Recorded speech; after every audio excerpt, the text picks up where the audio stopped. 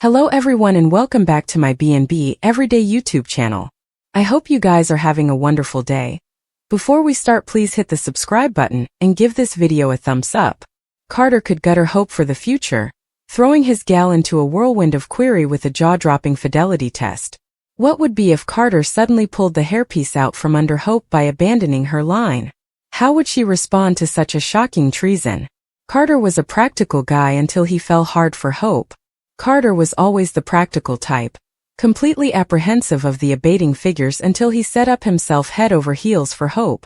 Once his passions bloomed, he began to see a brighter future for Hope's line, laboriously casting auspicious vaticinations.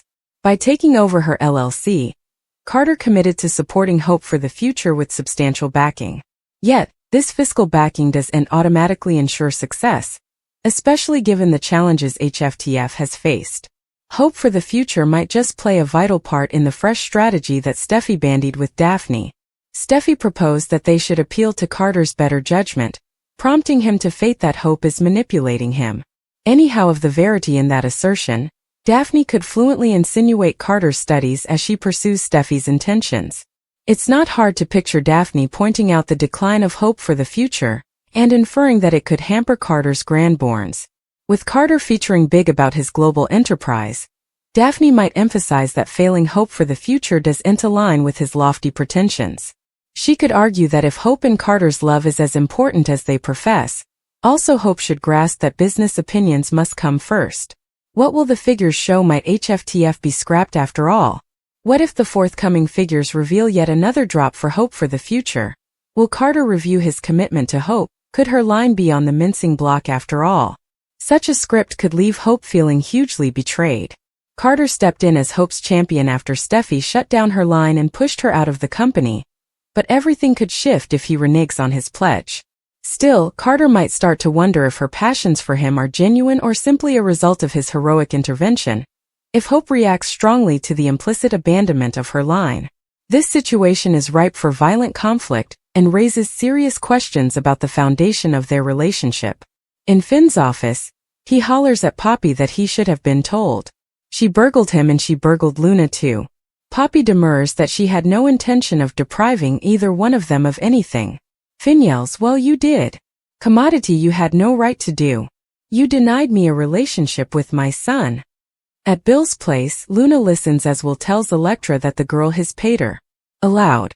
Was his son wasn't really his, she faked a maternity test. Now she's in captivity where she belongs. Elektra sensations that Will nearly had a family. Will says, "A family who was a miscreant." Elektra asks her name. Will says Luna. Luna Nozawa. Luna shafts in her caching place. Steffi enters the Forrester manse to find her parents kissing and canoodling.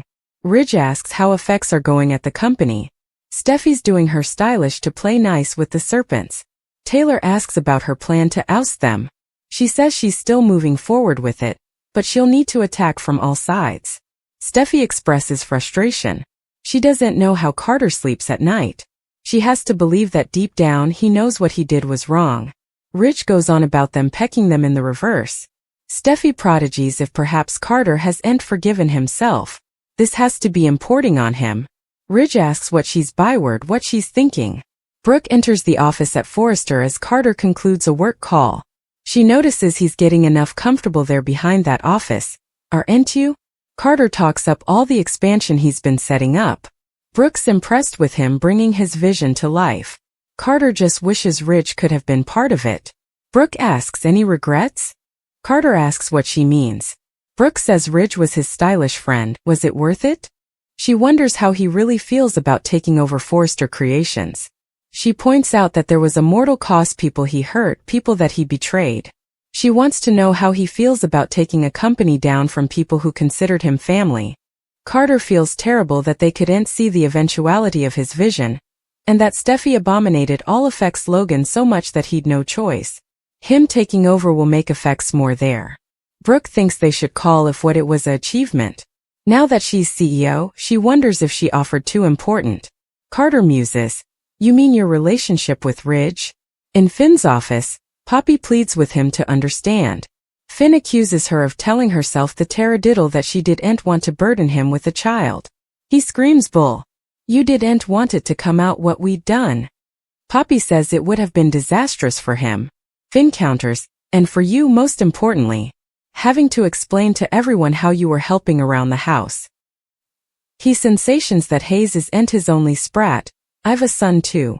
I've a son that you kept from me. You prevaricated to me, Poppy. You prevaricated. Poppy insists she didn't know for sure who Luna's father was, and she didn't want to ruin his life. Finn hollers that they could have done a test. She denied him any chance of knowing his son. Poppy says perhaps she did the wrong thing. Finn hollers perhaps. Poppy asks if he can forgive her. Finn gawps, forgive you? Poppy says she was doing what was stylish for him. He argues she was doing what was stylish for her. What you did to me was bad enough, but Luna, look at what our son came. He complains that she shut him out and raised a killer. In Bill's house, Will chuckles that his father wanted him to embrace Luna and accept her into the family. It was all a big con. Elektra asks what he allowed of her. Will says she sounded nice enough, she was a suitable girl, a beautiful girl. In her caching place, Luna is thrilled to hear this. Will continues on to say that none of that matters because she's spending the rest of her life behind bars. Elektra asks what Luna did, and Will explains she was so determined to be his pater's son that she ended up killing 2 men. One of them may have been her real father. Elektra asks how she was set up out. Will says Steffi set up out and Luna captured her. She's out of their lives now and will be in captivity for the rest of her life. We're no way going to see Luna Nozawa again. In the Forrester living room, they debate whether the innocently sound Carter went down. Ridge saw no sign of that person. That's why this stinks so important. Steffi knows her pater is in pain. She recaps that Carter turned against his stylish friend. It's presumably formerly eating down at him. Ridge asks if she's suggesting he'll find his heart and hand the company back to him. Steffi has to believe that deep down the man he used to be is still in there. Hope got to him, but he has to be doing some serious soul-searching right now. Ridge wants to believe she's right, but he's unrecognizable to him right now. Taylor warns he's lost in Hope's world right now. Steffi will help Carter flash back his values or who Hope really is. One way or another she'll stop their reign at Forrester. They're going to be gone soon. Whatever it takes. At Forrester, Carter asks if Brooke wishes she'd turn down the CEO position. Brooke's not saying that, but she has a heart and she knows he does too. Eric and Stephanie worked for decades to make this company, and Ridge and Eric's genius made it what its moment. How can he live with himself knowing he stole it down from them? Carter complains that if Ridge and Steffi had just heeded to him, none of this would have happened. Brooke says they did hear, gave his ideas consideration, and turned it down. It was wrong to cut hope for the future, but what they're doing is wrong too. And deep down I suppose you know that. In Finn's office, he thinks Luna might not be in captivity for life if he'd had access. None of this would have happened if I'd been there. Poppy cries about pitching his life. Finn hollers that he was 18. I still merited to know if I had a son. What kind of man do you suppose I am? Finn continues to yell that he'd a right to know. Poppy demurs, I did it for you. Finn says keeping a child and parent piecemeal is one of the most awful effects a person can do. He could have changed Luna's life for the better if given a chance. She betrayed him in the most horrible way, and this changes everything. I've to tell Steffi. Poppy grabs him and tells him he ain't. Luna kidnapped his woman. How does he suppose she'll reply to this? It would also ruin her chances of a relationship with her family, who would no way look at either of the same way again. Nothing good comes from saying anything. It's not like he can have a relationship with Luna anyway.